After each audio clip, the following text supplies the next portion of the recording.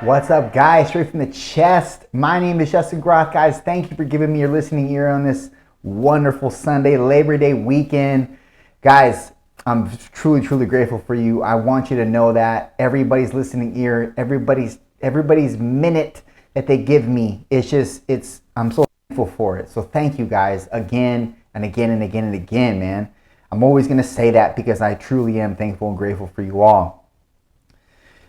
Guys, I learned something probably a little bit too late in life, I feel. And I learned that, and I often say this, that I suck being somebody else. I mean, I really suck at it. And I don't know you, and I've never met you, but I can guarantee that you also suck at being anybody else than you were called to be. You suck at it. You may be great at masquerading around the fact that this isn't who you are. You may be great at putting up facades. But at the end of the day, when you lay your head on your pillow, you suck at being that particular person. Now, why do I say suck? Because it's true. Because you do. And you're going to continue. As long as you keep this masquerade going. And I think that, for me, I suck. When I say I sucked at being somebody else, I'm not trying to infer that I was being like anybody else or mimicking somebody else's behavior or dress code or anything, although I've done that in my life. I'm talking about you pick someone out of the group that you think that you want to be like, and you just follow whatever that person does. And I learned a little bit too late. I feel like I could have learned this a lot earlier on in life, but that's an act, and I can't follow. I'm omitting somebody. I'm omitting some major elements and constructs that make me great. And I don't mean great in the context of a god or the president of the United States. Not this president, but I'm not saying that. I'm just saying I fall short of being the thing that I was created to be because I'm trying to look to somebody else. And this may seem rudimentary, but I promise you're doing it in some shape or form in your life.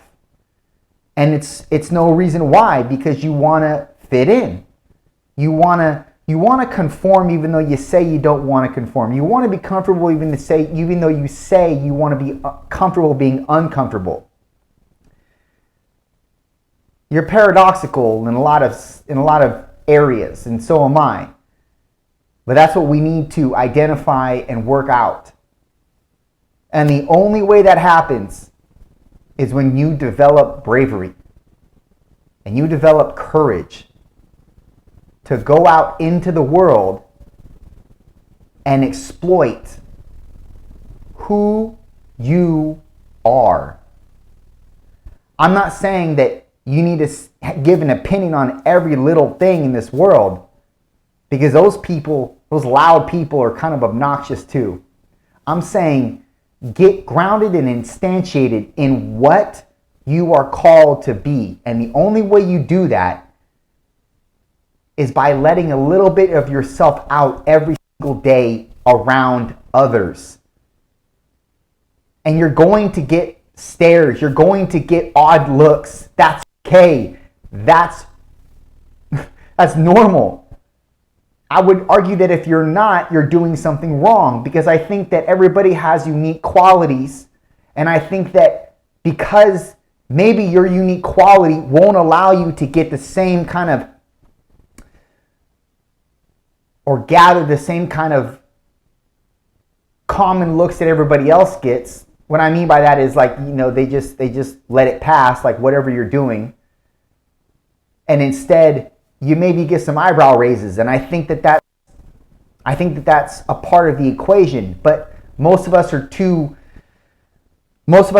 scared to receive that. And I get it. But then at the same time, I can't.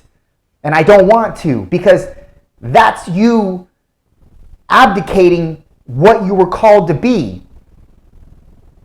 If you were called to stand out, then stand out, man. If you were called to do something that's maybe more generalized, then just, okay, fine. You're maybe not going to receive any eyebrow raises, or you're not going to get people's, throwing shade to you. But look, not everybody was created to do the same thing. Not everybody's talents are the same. So the best example I can use is myself, because I only know myself 100,000%, and not even that. I'm trying. It's a learning process, and I'm trying to give out what I know that comes to me with little to no effort. And I don't mean that from an arrogant standpoint. I mean that from a naturalistic standpoint. It's just natural and organic to me. So for one, myself, I yell. I yell sometimes when I get passionate, and people get the wrong conception around that. They get the perception that, or they develop the perception that, oh, he's mad. And I'm not mad. I'm not happy when I'm talking, but I'm not mad. I'm just rooted in what I'm saying, and I'm direct. And that's a problem for some people. Fine. I'm a firm believer in that your audience formulates itself. You don't need to pick and choose what you say for certain people and crowds. If that's you, then you're doing yourself a disservice in some parts. Now, I'm not saying that if you're going to be somewhere, you shouldn't know your audience. You should. But I think that your audience instantiates itself by you delivering on who you are all the time. And it's not going to be everybody's cup of tea. That's okay. And some of you are thinking, yeah, I know it's not okay. No, but you're not accepting that, because you're like in the background thinking, like, your subconscious is saying, nah, it's not okay. You want to be accepted by everybody. You want to be, and look, man, you're going to be accepted by the people who give a shit about you. You're going to be accepted for the people that matter, that the ones that you're actually leaving a print on. For the ones that can't handle you because you talk too loud, I'm sorry, let them go. Because for the same people that feel like you talk too loud, they're not going to like your mouth. They're not going to like your hair. They're not going to like your dress. They're always not going to like something about you. Let them go. Don't allow that to abdicate you from what you were called and arguably responsible for. Responsible for instantiating on this earth. Responsible for unraveling. Like, this is your calling, man. This is it. You know, when something feels so implicit in your biological being, you can't and you shouldn't shut that up.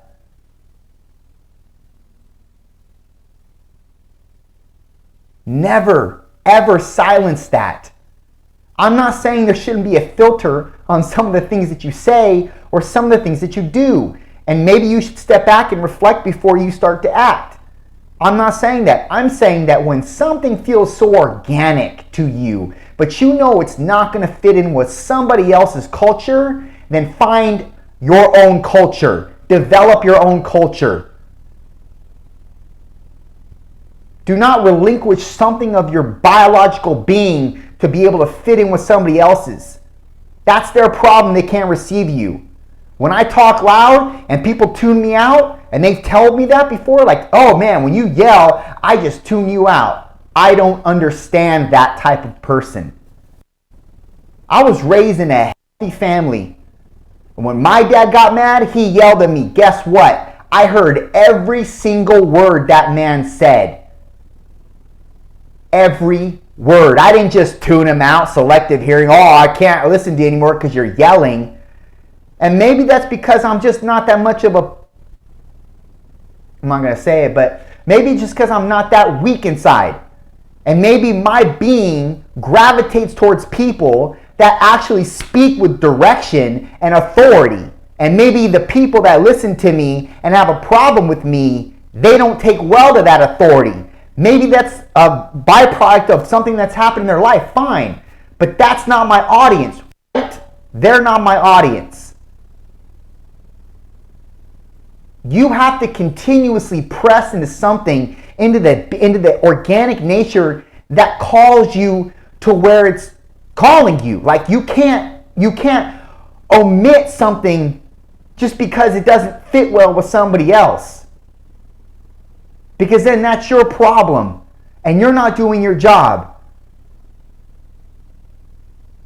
So if one person is going to get something from what I'm saying and actually their ears are bleeding as they're listening to me because I'm yelling so hard, fine. And then 50 people tune out because they can't stand the yelling. They can't stand the kind of direction that I'm going with what I'm saying, or they can't stand the fact that my octave level is raising. Fine, let them go. The one person that's hearing it and gathering every word and actually reflecting on it and causing an ignition in their life to actually drop insecurities that are forming walls that otherwise they could have done something major with their life, but because these insecurities are just breeding in their life, they can't let them go. If I'm affecting that person and they're able to smash their insecurities aside and get through and actually cause some ignition in their life to do the thing that they so desperately want to do, then that's a job well done on my end. And that's what I'm after. And that's what you should be after too. Don't get caught up in the minutia, man, about everybody saying every little thing about you or saying something. Who cares? That's something that is going to happen, especially when you're a threat to somebody else. Especially. Remember, you know who you are. This is who you are. Don't take that lightly.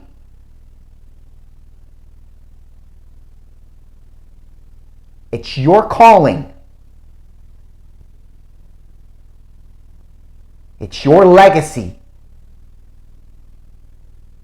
This is who you are. Remember that. Done.